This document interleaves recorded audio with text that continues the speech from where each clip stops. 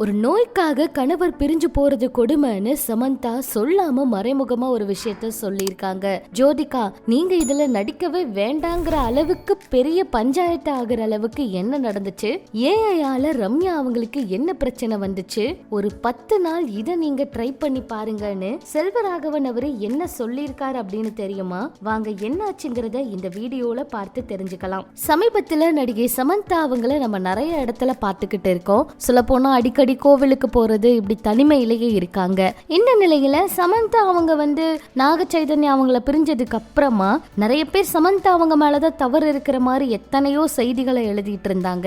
ஒரு கட்டத்துக்கு மேல நாக சைதன்யா அவங்க திருமணம் ஆனதுக்கு அப்புறமா நாக சைதன்யா அவர் மேல தவறு இருக்கிறதா எத்தனையோ செய்திகளை எழுதினாங்க. இந்த நிலையில நோய்வாய்ப்பட்ட தங்கள் மனைவிய ஆண்கள் விட்டு செல்வது ஏன் அப்படின்னு சொல்லி நிறைய கேள்விகள் குறித்து ஒரு வீடியோ வெளியாகிருக்கு.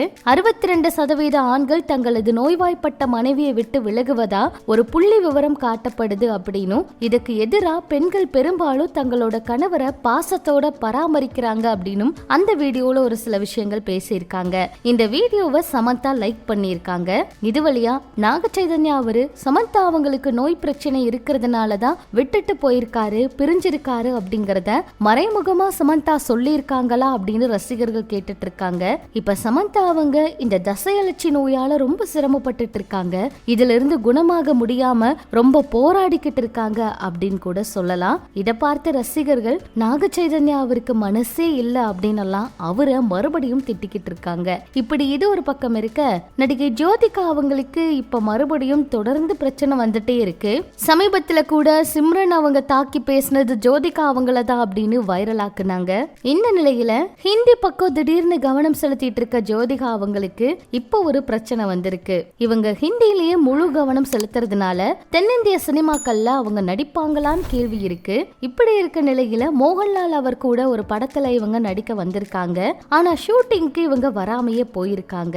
இவங்க இன்னைக்கு வர நாளைக்கு வர அப்படின்னு சொல்லி நிறைய பிரச்சனை ஆனதுனால அவங்களுக்கு பதிலா சோபனா அவங்க இப்ப கமிட் ஆயிருக்காங்க.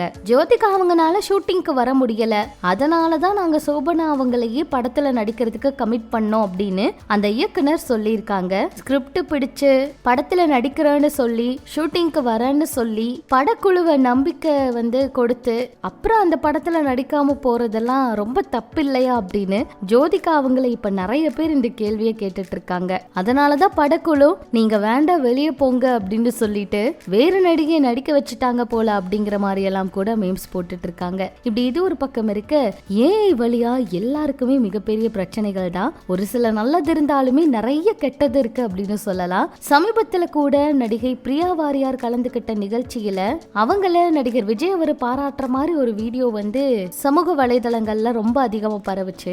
ஆனா அதுக்குள்ள தொகுப்பாளர் இது ஏஐ வீடியோ அப்படின்னு சொன்னது எல்லாருக்குமே அதிர்ச்சியை கொடுத்துச்சு. அதே போலதான் ரம்யா அவங்க ஒரு வீடியோவை டேக் பண்ணிருக்காங்க. அதுல அவங்க பேசுற மாதிரி ஏஐல மாத்திருக்காங்க. குரலை மாத்தி இப்படி பேசியிருக்காங்க. இது ஒரு முறை கிடையாது, 3 முறைக்கு மேல இந்த மாதிரி நான் வீடியோவை பார்த்துட்டேன். இதெல்லாம் சட்டத்துக்கு எதிரானது, நியாயமற்றது. இது என்னோட காப்புரிமைகளுக்கு எதிரானது.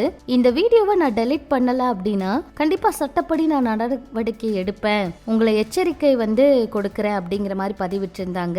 இதெல்லாம் 100% கண்டிப்பா பார்க்க வேண்டிய விஷயம் அப்படின்னு ரசிகர்களும் கருத்துக்களை பதிவிடுறாங்க. இப்படி இது ஒரு பக்கம் இருக்க, செல்வராகவன் அவர் எப்பவுமே அடிக்கடி ஒரு பதிவை பதிவிடுவாரு. அதே போலதான் இப்பவும் ஒருத்தர் அவ்வளவு சீக்கிரமா நான் தப்பு பண்ணேன்னு ஒத்துக்கவே மாட்டாங்க, நான் பண்ணது தப்பு இல்ல அப்படின்னு சாதிப்பாங்க. 10,000 புக் கொண்டு ப்ரூவ் பண்ண ட்ரை பண்ணுங்க, 5 நாள் ஆர்கியூ பண்ணா கூட அவங்க வாயில இருந்து வார்த்தை வராது, என்னென்னவோ பண்ணுவாங்க, ஆனா நான் தப்பு பண்ணிட்டேன் அப்படின்னு சொல்ல மாட்டாங்க. நான் தப்பு பண்ணிட்டேன் சிம்பிளா இருக்குல்ல, ஆனா அதை நீங்க சொல்லிட்டீங்கன்னா உங்களுக்கு கத்துக்கிறதுக்கு பல்லாயிரக்கணக்கான கதவுகள் திறக்கும். நீங்க ஒத்துக்காமல் இல்லவே இல்லை அப்படின்னு சாதிக்கிறீங்கன்னா நீங்க உங்களை சுத்தியே இரும்பு கதவு மூலமா பூட்டிக்கிட்டு இருக்கீங்க அப்படிங்கறத அர்த்தம் அப்படின்னு அவரு இந்த விஷயத்த சொல்லியிருக்காரு. அதுக்கு நிறைய லைக் வந்துருக்குங்க. இதெல்லாம் பற்றி உங்களோட கருத்துக்களை சொல்லுங்க. இன்னும் இது போல சினிமா தகவலை தெரிஞ்சுக்க நம்ம சினி சமூகம் சேனல் கூட இணைஞ்சிருங்க.